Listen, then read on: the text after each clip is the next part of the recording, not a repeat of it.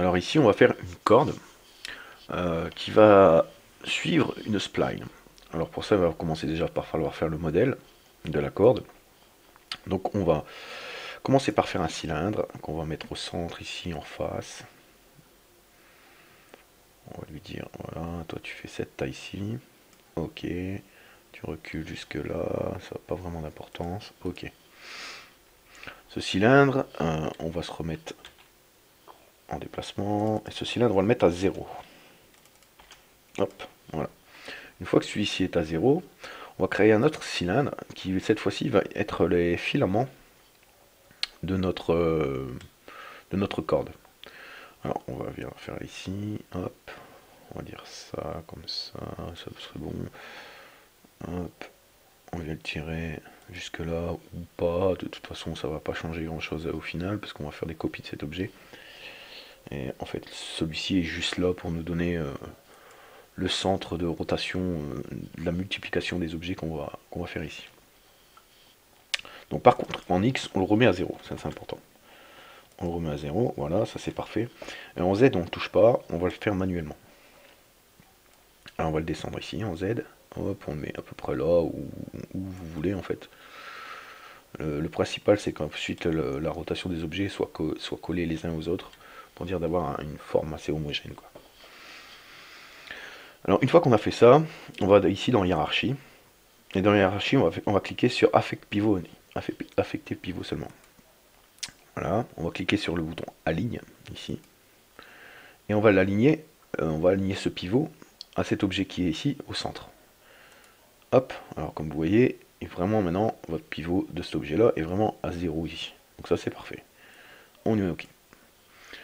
Voilà, on a notre objet, on décoche affect pivot only, et on va aller dans Tool, outils, réseau, donc network en anglais, et on va déplier la rotation.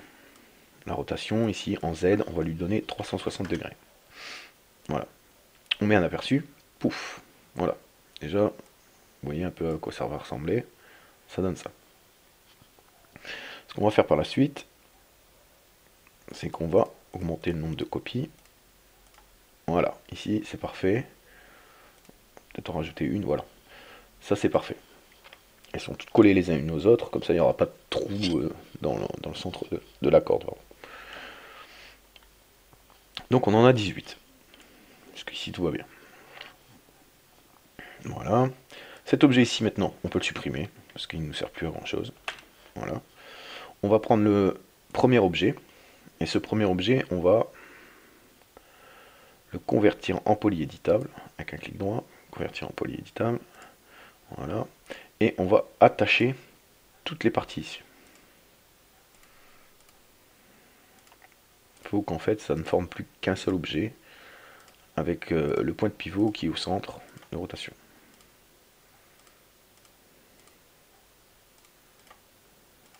Voilà, on décoche attaché. Ensuite on va prendre un modifieur qui s'appelle torsion. Alors en anglais je ne sais plus, il faudra regarder. Hop, voilà. Et on va lui mettre une torsion. Ce qu'on va faire déjà avant, pardon, c'est qu'on va copier cet objet ici. On va faire une chose. Hop. Dans les options ici, on met activer les contraintes d'axe. Et ici, on met sommet et arrête. Normalement, ça devrait être bon, ça devrait le faire. Voilà. Donc on le coche bien ici. Important. On vient prendre cet objet ici. On fait Shift, glisser, hop, voilà. On met en instance. Important aussi. Voilà. Donc on a déjà ça. Ce qu'on va faire maintenant, c'est qu'on va reprendre cet objet ici et on va modifier l'angle jusqu'à se retrouver avec les mêmes, avoir une rotation et rejoindre par exemple ce filament là sur celui-ci, mais qui aura tourné. Donc en fait, on va tourner. On doit être près des 100. Hein. pile poil dedans, 100. Ce ne sera pas toujours la même valeur, parce que tout dépend du nombre de filaments que vous avez mis, et aussi de l'espacement auquel vous l'avez mis autour de votre cylindre de base. Donc vérifiez bien, c'est pour ça que je copie deux objets tout de suite, pour dire d'avoir un objet de référence et pouvoir bien se caler pour avoir les bonnes dimensions, quoi. Voilà. Ici c'est parfait, on peut décocher ça. Voilà. Celui-ci on va le supprimer pour plus de facilité.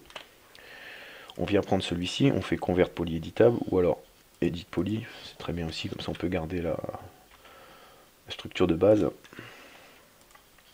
Et on va sélectionner, on va se mettre en sélection pour éviter de faire des déplacements. On va sélectionner toutes les faces ici pour les supprimer, parce qu'on va avoir besoin de faire des soudures, pardon. Et s'il y a des faces entre deux, 3ds Max ne voudra pas faire les soudures. Donc on sélectionne toutes les faces ici.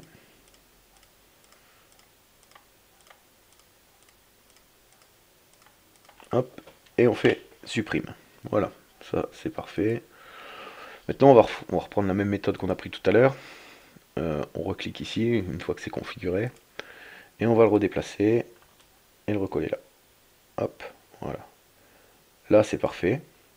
Et ce qu'on va faire, c'est qu'on va lui mettre un nombre de copies de... ouais, allez, 20, 30. Disons 30 pour avoir une corde assez longue. Pouf. Voilà. Elle n'est pas vraiment longue, mais bon, c'est pas grave. De toute façon, vous avez compris le principe.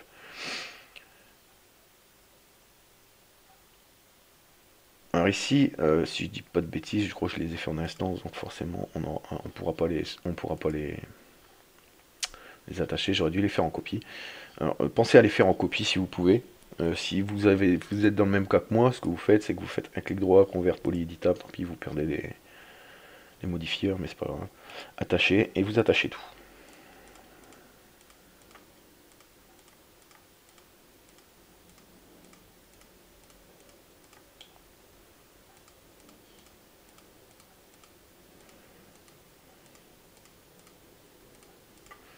Maintenant vous allez me dire, ouais c'est bien, mais c'est tous des morceaux de corde.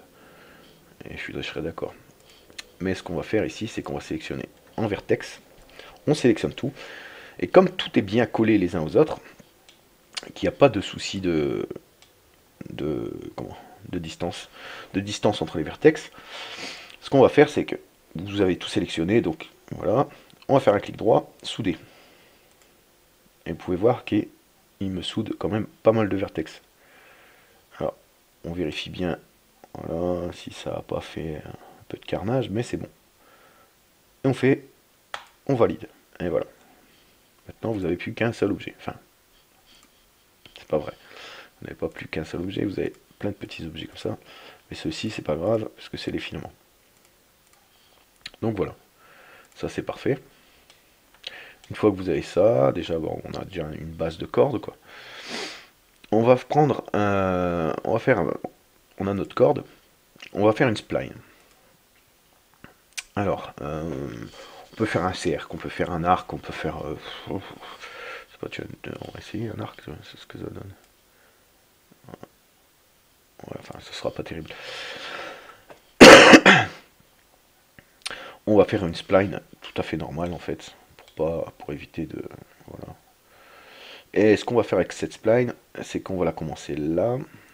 Hop, on va lui dire toi tu viens là, toi tu viens là, et toi tu viens là. Ok.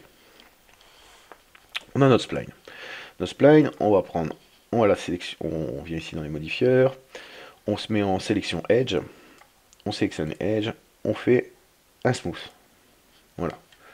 Alors, on pourrait très bien faire autre chose. Moi, je vous conseille de le faire en smooth d'abord, parce que ça homogénée la spline correctement. Après, ce que vous pouvez faire, si vous voulez modifier, vous mettez en Bézier, et voilà quoi. Si on veut quelque chose de... Si on veut autre chose, il n'y a pas de souci. Voilà. On désélectionne ça. On revient ici sur notre objet. Notre objet, on va aller ici dans transformation. Alors ici, on fait cette déformation passe en anglais. Voilà. Choisir trajectoire. Et la trajectoire, on prend la spline. Voilà. On lui dit, tu te déplaces vers la trajectoire. Voilà. Et maintenant, hop. Voilà. Vous avez votre corde bien dessinée qui suit parfaitement la trajectoire d'une spline. Voilà, voilà.